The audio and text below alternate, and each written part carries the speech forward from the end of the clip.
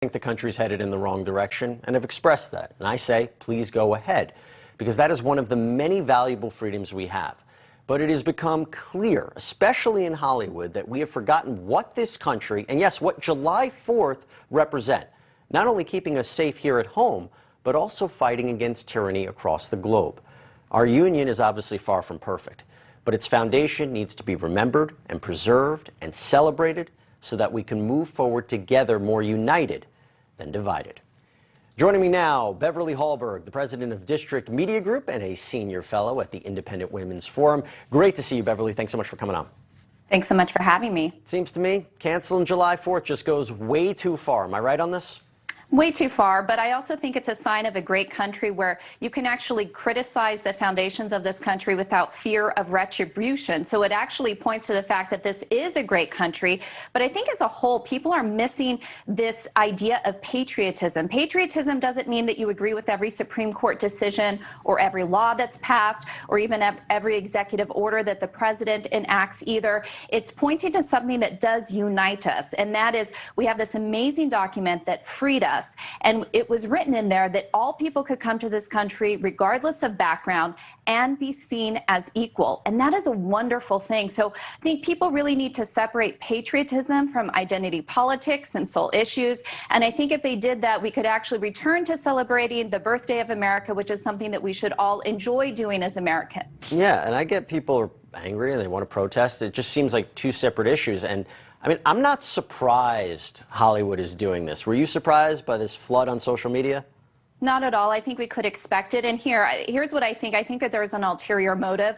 I'm not saying that these opinions aren't sincere, but think about how much press coverage it's gotten. Kim Kardashian, how many followers, how many times has the news media, including us tonight, covered it? She loves the attention. That's how she makes her money. So I think there's a vested interest in celebrities actually taking up these political fights because it benefits them through social media followers. So I would just ask if there's an ulterior motive here. And again, I would point to the fact that there are a lot of ways that we can use our voice. I think it's their right to be able to use social media to do this, but I think it's pointing it to the wrong thing to point to what's dividing us instead of what is actually uniting us. You know, we always say that there are two coasts, right? There's California, there's New York, there's the middle of the country. Celebrities don't represent everybody, but they do have a huge platform. Do you think people are listening to them? Do you think people are following their take? Or is it just, you know, celebrities are kind of off here and they're kind of one-minded, they're affected by their own things? Are people actually listening to them on social media and following them about this?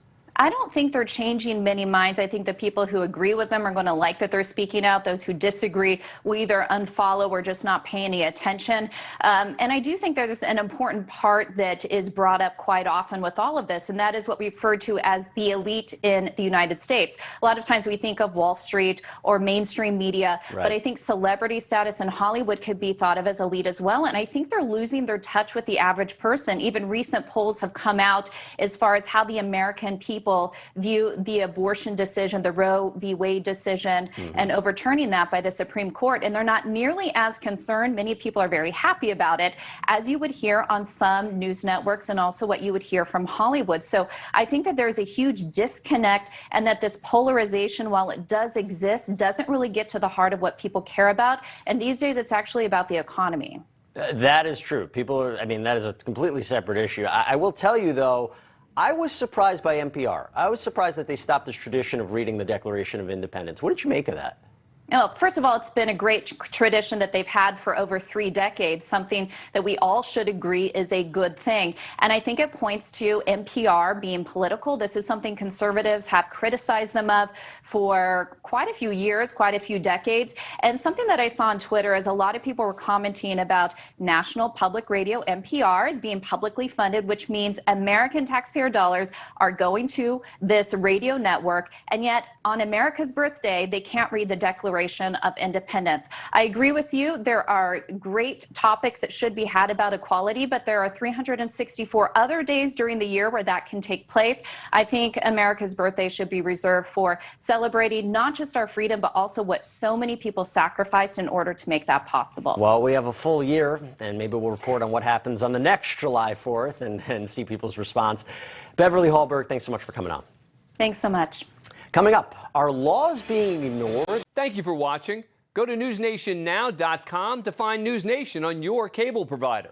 And don't forget to click the red subscribe button below to get more of NewsNation's fact-driven, unbiased coverage.